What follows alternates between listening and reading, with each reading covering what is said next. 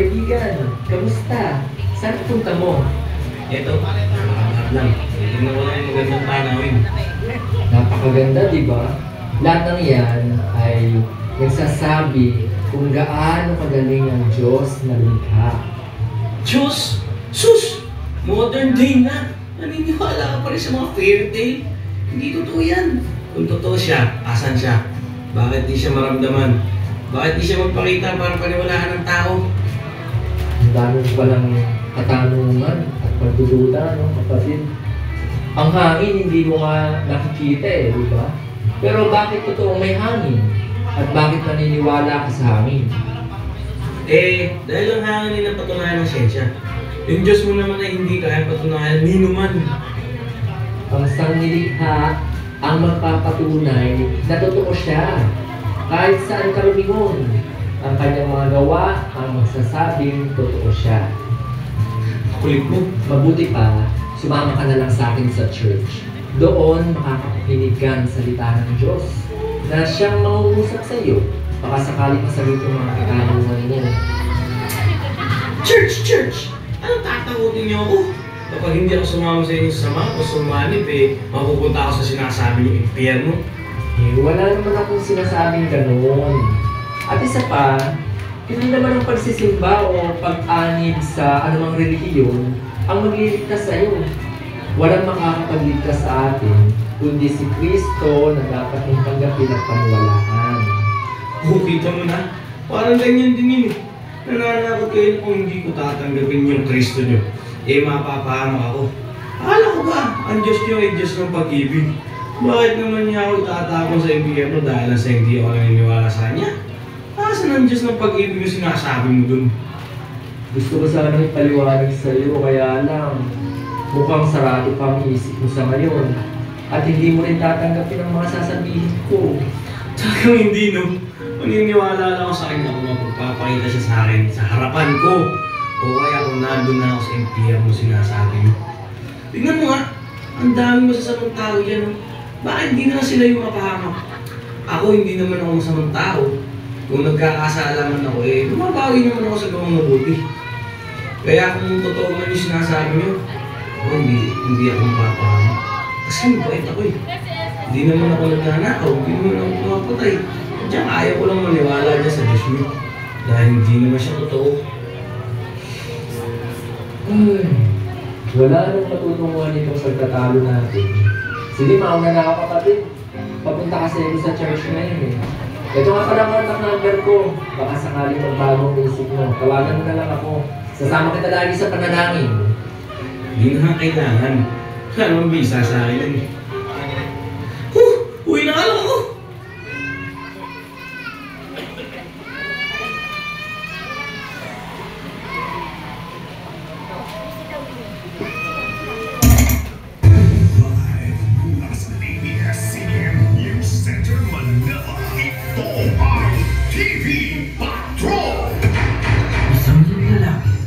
Nasagasaan ng bison.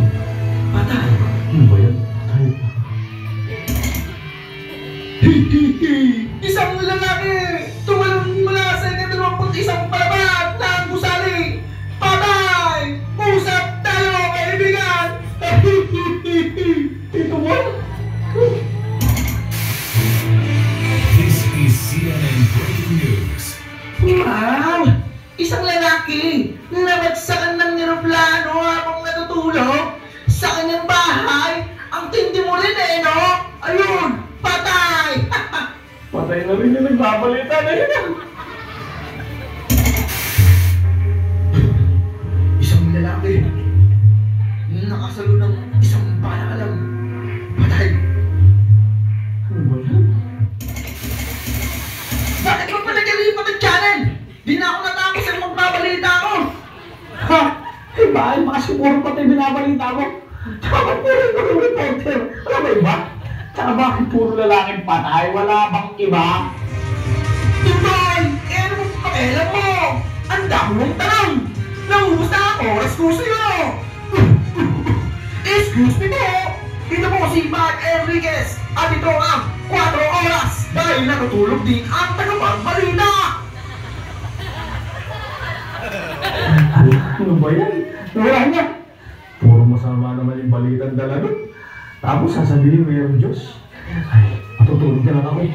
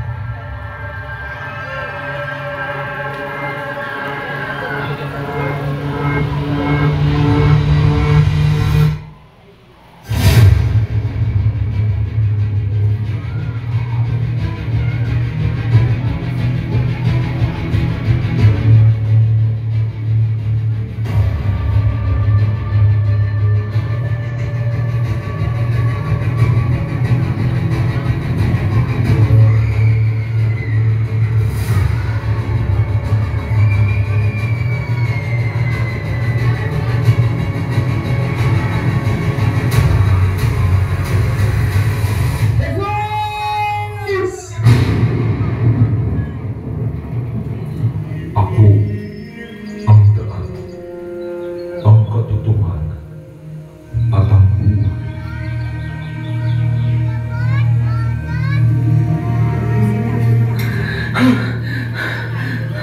Ano yun? Nakakatakot. Nakakakilabot. Yun ba yung impyerno? Pero parang panaginip lang. Pero bakit ganon? Parang totoo. Sobrang totoo. Bakit? Bakit tinawag ko yung pangalan niya? Hindi siya totoo, pero bakit? Bakit parang totoo? Ang gulo. Sobrang totoo. Bakit ganun? Sige kung totoo ka nga. Tinanggihan kita ng maraming beses. Pinaglaban ko na hindi ka totoo. Pero bakit? Bakit mo ako sinagip? Bakit ka tumugon sa isang tawag ko lang? Hindi ba dapat galit ka sa akin? Hindi ba dapat pabayaan mo ako? Bakit ka sumagot sa isang tawag lang? Bakit? Ito nga pala ang contact number ko. Baka sakaling magbago ang isip mo. Tawagan mo na lang ako. Tama. Kailangan kong makakausap si Pare Mac. Siya lang yung kakilala ko na makakasagot ng mga tanong ko.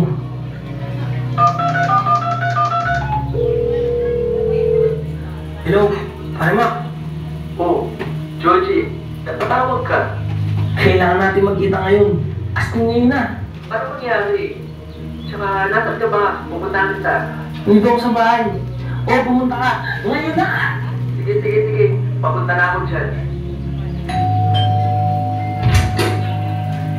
Pasok, dali. Easy. Saglit lang. Ano bang nangyari? Ganito kasi yung pre. Nanaginip ako ng masama. Napunta daw ako dun sa impyerno. Sobrang nakakatakot. Nilabutan nga ako eh. Parang totoo. Pero nung sumigaw ako, tinawag ko yung pangalan ni Jesus. Biglang kumalma yung kapaligiran. Yung parang narinig ako ng may wagang tinig. Yung sabi niya, siya daw yung daan. Yung katotohanan at ng buhay. Tapos nagising na ako. Pare, tama ka. Totoo nga. Totoo lahat na sinasabi mo. Pero bakit ganun? Ang dami ko pa rin tanong. Ano ba yung mga tanong mo? Bakit ako pumunta sa impyerno? Hindi naman ako masamang tao eh. Hindi naman ako magnanakaw. Hindi naman ako pumapatay ng tao. Bumabawi naman ako kung may magawa akong mali. Tinutupasan ko pa yun ng mga mabubuting gawa. Bakit ako mapapahamak? Dahil ba hindi ko siya pinaniniwalaan? Parang napakababaw na dahilan nun. Pero nung tumawag ako sa kanya, agad siyang tumugon. Bakit sa haba ng panahon na tinanggihan ko siya ay agad siyang sumagot sa isang tawag ko lang at iniligtas pa ako? Totoo nga siyang katulad ng sinasabi mo. Pero bakit totoo pala siya pero wala siyang pakialam sa nangyayari sa mundo? Bakit maraming patayan? Maraming mahirap? Bakit may pinapanganak na batang may sakit? Wala mo siyang kayang gawin? Akala ko ba makapangyarihan siya? Bakit? Gusto mo ba talagang malaman ang kasagutan sa lahat ng yan? Kung handa ka ng makinig, sige, sagutin natin yan. Oo, handa na akong makinig. Dahil buong buhay ko ay iyan ang aking katanungan. Okay, sige. Pero hayaan mo munang simulan natin sa umpisa para mas maintindihan mo ang lahat. Mula pa sa umpisa ay naroon ang Diyos. Wala siyang pinagmulan at wala rin siyang katapusan. Nagsimula siyang maglikha sa pamamagitan ng kanyang salita. Sinimulan niya sa liwanag at nagkaroon nga ng liwanag. Nasundan ito ng marami pang paglikha. At ang lahat ng ito ay mabuti sa paningin niya. Sa umpisa, ang lahat ay perpekto. Ang lahat ay mabuti. Ang lahat ay maganda. Kasama sa mga nilikha ng Diyos ay ang mga anghel sa kalangitan. At kasama sila sa nakikigalak at nagdiriwang sa tuwing may nililikha ang Diyos. Binigyan sila ng sariling pangunawa at sariling kamalayan. Isa rito ay ang anghel na si Lucifer. Ang ganda nga ng ibig sabihin ng pangalan niya. Ang ibig sabihin ay tagapagdala ng liwanag o tala sa umaga. Siya ang pinakamaganda at pinakadakilang anghel sa sangkalangitan at naging unang tagapangalaga pa sa hardin ng Eden.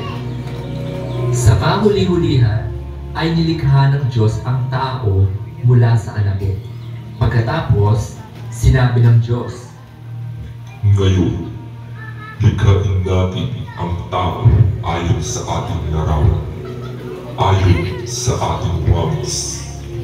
Sila ang mamamahala sa mga isda, sa mga ibon sa hipabor, at sa lahat ng hayop, maging maamo o maliit, malaki o maliit.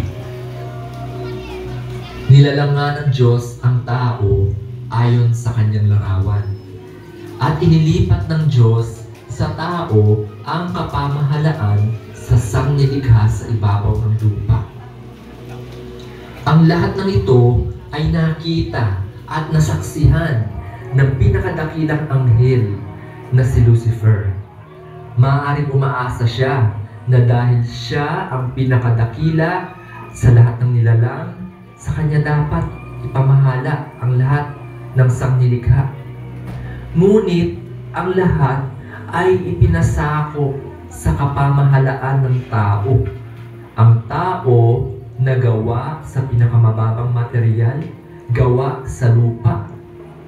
Maaaring dahil dito, kaya siya ay nagsimulang tubuan ng inggit, galit, at pagmamataas.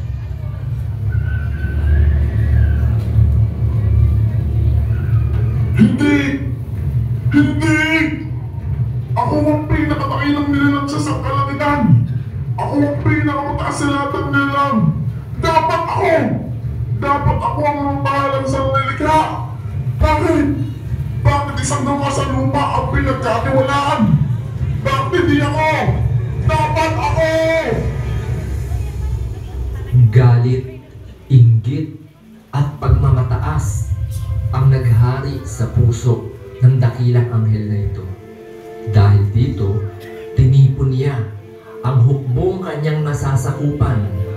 Nakuha niya ang ikatlong bahagi ng mga bilang ng mga anghel at nahikayat na sumama sa kanya upang makipagdigma sa Diyos. Pagkaraan nito'y nagkaroon ng digmaan sa langit. Si Miguel at ang kanyang mga anghel ay nakipaglaban sa dragon at sa mga kampo nito.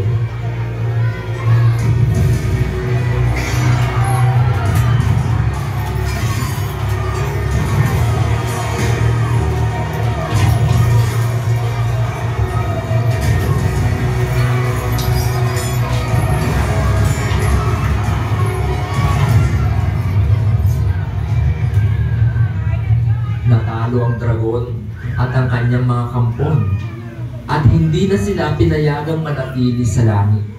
Itinapon ang napakalaking dragon, ang matandang ahas na tinatawag na Diablo at Satanas, na nandaraya sa buong sanlibutan. Itinapon siya sa lupa kasama ang kanyang mga kampon. At siya ay isinumpa. Ang dati niyang pangalan na marangal ay napalitan ng Satanas, nang ibig sabihin ay taga-usig. Siya ngayon ang naging Diablo. Itinapon nga siya kasama ng kanyang mga alagad dito sa lupa kung saan naroroon ang tao. Teka. Sandali. Dito, sa mundo natin, paano ginawa yun ng Diyos? Bakit sa lugar kung nasan yung mga tao? Bakit dito? Teka lang, sandali. Pwede bang patapusin mo ko? Sige, sorry. Sige, tuloy ang kwento. Okay, tutuloy ko na. Itinapon ng Diablo sa lupa dahil nais ng Diyos na ipasakop sila sa kapakmahalaan ng tao. Dahil siya ay nagmamataas, ibinagsak siya ng Diyos. Ang nagmamataas ay ibababa at ang nagpapakumbaba ay itataas. Ngunit dahil punong-puno ng pagmamataas ang puso niya, lalong hindi siya pasasakop sa kapamahalaan ng tao. Wala siyang kapangyarihan laban sa tao dahil ipinailalim siya sa kapangyarihan ng tao. Makinig kang mabuti. Sa mga susunod kong sasabihin, dito mo makukuha, dito magsisimulang masagot ng tuluyan ang iyong mga katanungan. Okay, ang Diablo ay tuso. Hindi man niya kayang saktan ng tao, pero nakaisip siya ng paraan. Kung siya ay pinarusahan dahil nagkasala siya, ang paraan para mapahamak ang tao ay kung magkakasala din sila. Nais ng Diablo na wasakin ang tao. At ang tanging paraan lamang ay kung magkakasala ang tao na katulad niya. Alam ng Diablo kung ano ang mahigpit na utos ng Diyos sa tao, lalo na doon sa lalaki, dahil siya ang unang binigyan ng utos. Ito ay ang huwag kainin ang bunga ng puno na nagbibigay kaalaman sa mabuti at masama. Dahil sa oras na kainin nila ito, sila'y mamamatay, sabi ng Diyos. Lumapit ang Diablo sa babae sa anyo ng isang ahas, at siya ay binaya sa pamamagitan ng panukso at mapanlinlang na salita. At sinabi niya rito na hindi naman sila mamamatay kung kakainin ang ipinagbabawal na bunga. Dito makikita natin na ang unang-unang ginagawa ng Diablo upang linlangin ng tao ay ang pasinungalingan ang salita ng Diyos. Natukso nga ang babae. Kumuha siya, kinagat ang bunga, at binigyan pa niya ang kanyang asawa. Biglang nabuksan ang kanilang kamalayan. Nagtagumpay ang Diablo na itulak sila sa pagsuway. Nagdesisyon ng tao na suwayin ng Diyos. Hindi man sila biglang namatay, ngunit dahil sa kanilang ginawa, pumasok ang kamatayan sa buhay ng tao. Namatay din ang relasyon nila sa Diyos. Ang tao ngayon ay nakatakda na maghihirap at mamatay.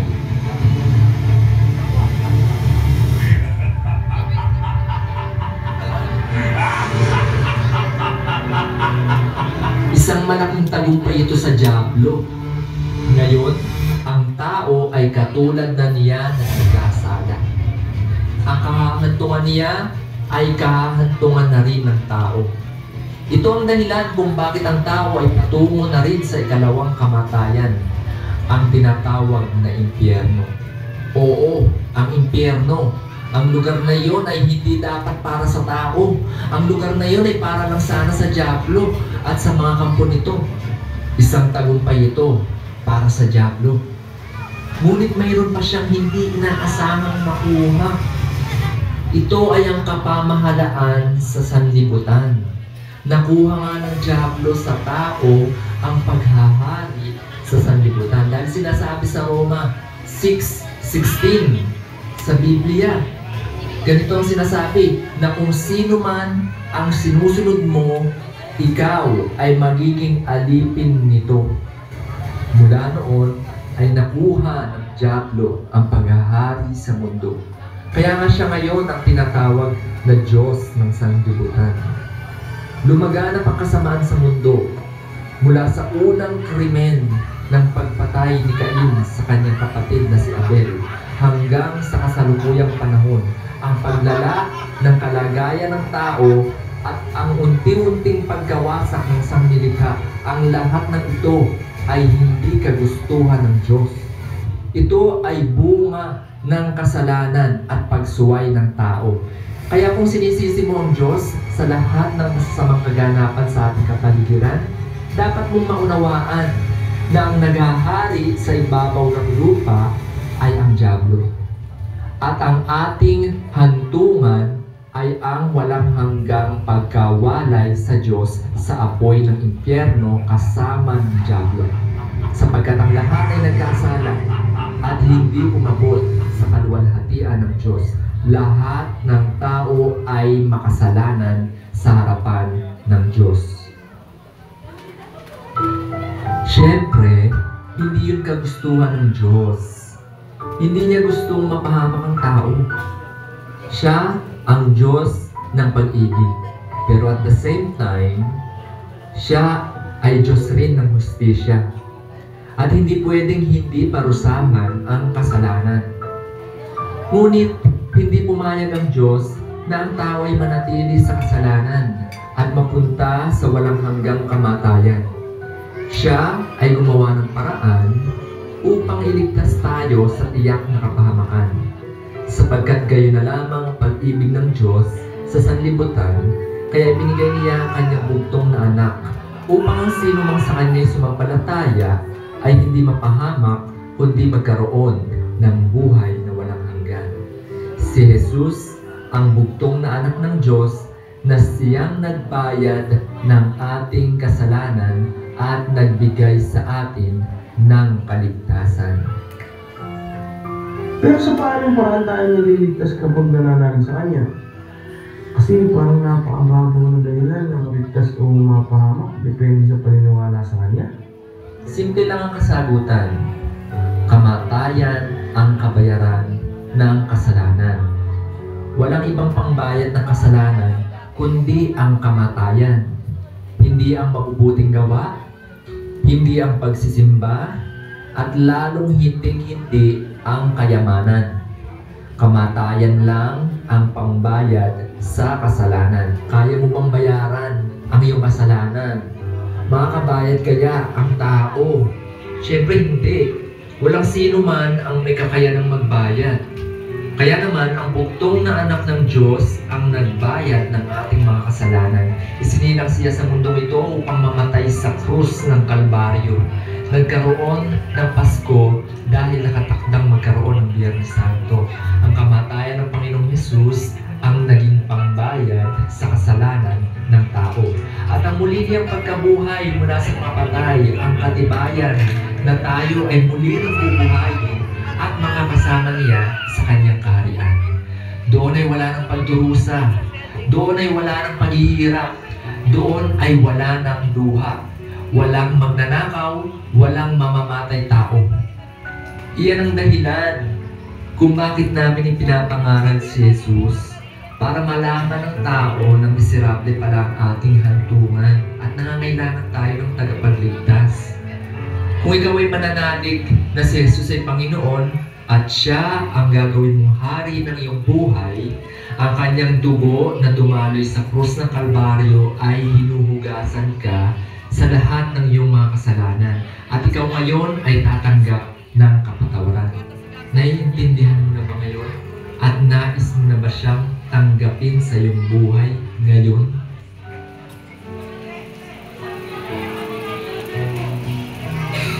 Naiintindihan ko na ngayon. Tawarin ako ng Diyos. Nagagalit pala ako sa Kanya ng walang dahilan. Sinisisi ko pala siya sa isang bagay na hindi naman niya kagustuhan. Pinagbibintangan ko pa siya na siyang magpapahamak sa mga tao. Pero siya pala yung gumawa ng paraan upang ang tao ay maligtas. Paano kaya ako napapatawad ng Diyos?